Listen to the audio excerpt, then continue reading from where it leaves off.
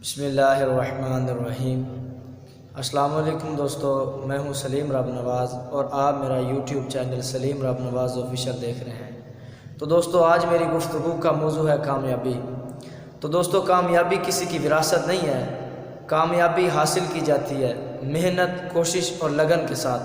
تو دوستو دنیا کے جتنے بھی کامیاب انسان ہیں وہ زیادہ تر غریب فیملی سے تعلق رکھنے والے ہیں۔ وہ آج ترقی کی دنیا کو کیوں چھوڑ رہے ہیں؟ وہ صرف اور صرف محنت اور کوشش کی وجہ سے۔ محنت اور کوشش کی بدولت انسان نے چاند پر قدم رکھا۔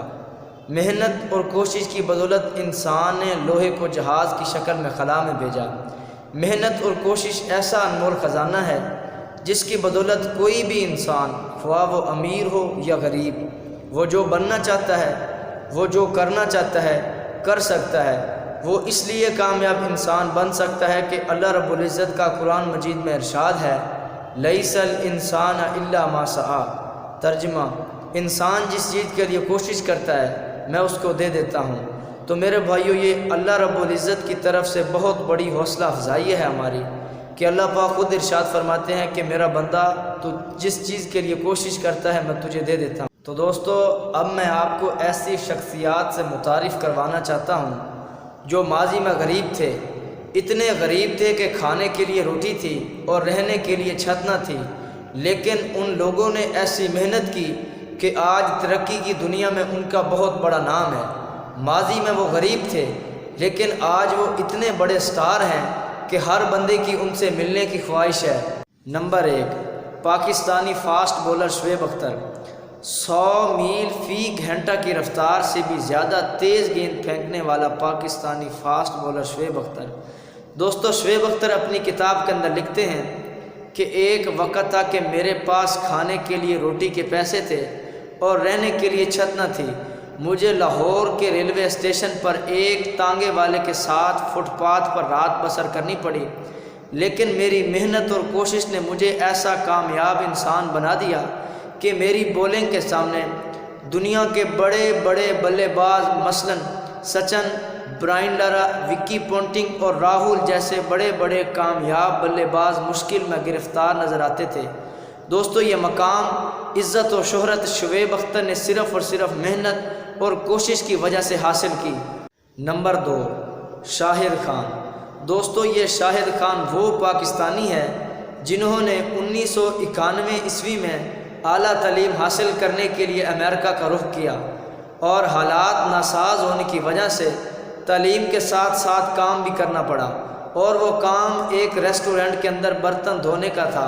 دوستو برتن دھونے کی انہیں فی گھنٹے کی 70 روپے اجرت ملتی تھی اور شاہد خان ہنسی خوشی سے وہ کام کرتے تھے۔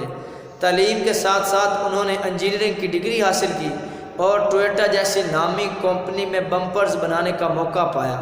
دوستو اب شاہد خان اتنے زیادہ امیر ہیں کہ امریکہ کے سابقہ صدر ڈونلڈ ٹرمپ بھی ان کے مقابلے میں پیچھے ہیں۔ نمبر 3، دنیائے کرکٹ کا بیسٹ مین کرس گیل۔ شاہد خان افریدی کے بعد چھکوں میں اپنی الگ پہچان بنانے والا کرس گیل۔ دوستو ایک وقت تھا کہ کرس گیل کو اپنے گھر کا سسٹم چلانے کے لیے کوڑے کرکٹ کے ڈھیر سے بوتلیں بھی اٹھانی پڑی اور اپنی بھوک کو مٹانے کے لیے چوریاں بھی کرنے پڑی، لیکن کرس گیل کی محنت اور کوشش نے کرس گیل کو اتنا بڑا کامیاب بیسٹ مین بنا دیا کہ آج پوری دنیا میں کرس گیل کے چاہنے والے لاکھوں میں نہیں کروڑوں میں ہیں۔ تو دوستو حضرت علی کرم اللہ وجہ الکریم کا فرمان عالی شان ہے کہ انسان پیدا تو غریب ہی ہوتا ہے اور بدبخت ہے وہ شخص جو غریبی ہی میں مرتا ہے۔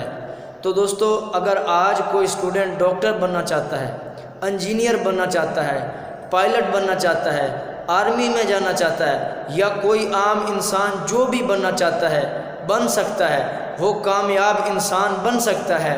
وہ اس لیے کامیاب انسان بن سکتا ہے کہ ایک کرکٹ کھیلنے والا پاکستان کا پرائم منسٹر بن سکتا ہے، ایک چائے بیچنے والا انڈیا کا پرائم منسٹر بن سکتا ہے، اور کوڑے کرکٹ کے ڈھیر سے بوتلیں تلاش کر کے اپنے گھر کا گزارا کرنے والا دنیائے کرکٹ کا بے تاج بادشاہ کرس گیل بن سکتا ہے۔ تو میرے بھائیوں ہم بھی کامیاب بن سکتے ہیں۔